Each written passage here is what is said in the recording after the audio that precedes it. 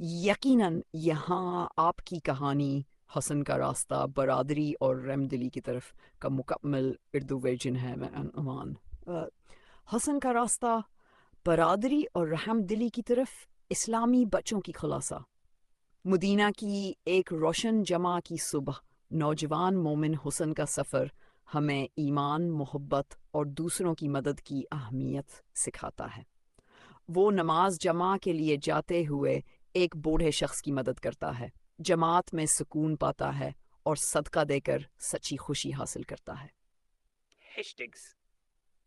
اسلامی کہانی بچوں کی دنیا حسن کی کہانی جمع سبق آموز کہانی اسلام بچوں کے لیے اسلام نیکی صدقہ منظر مدینہ کی گلیوں میں ایک روشن جمع کی صبح تھی لوگ آہستہ آہستہ مسجد کی طرف رواں تھے تاکہ نماز جمع ادا کریں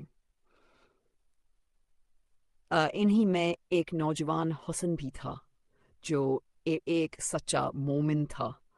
اور اس دن کی اہمیت کو خوب جانتا تھا منظر مسلمان جمعہ کے دن کو عبادت اور اجتماع کا خاص دن سمجھتے ہیں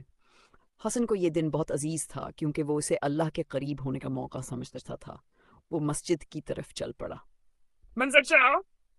راستے میں اس کی ملاقات ایک بوڑھے شخص سے ہوئی جس کے پاس بہت کم سامان تھا اور وہ مشکل سے چل رہا تھا حسن نے فوراً اس کی مدد کی پیشکش کی اور اسے سہارا دے کر مسجد تک لے آیا بوڑھا شخص خوشی سے مسکرا دیا منظر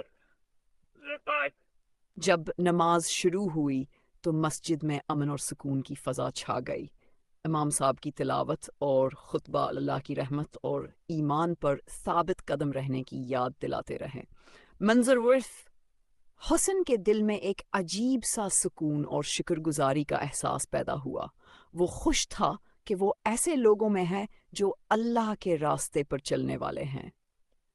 منظر سیٹ نماز کے بعد مسجد کے باہر لوگ صدقہ دے رہے تھے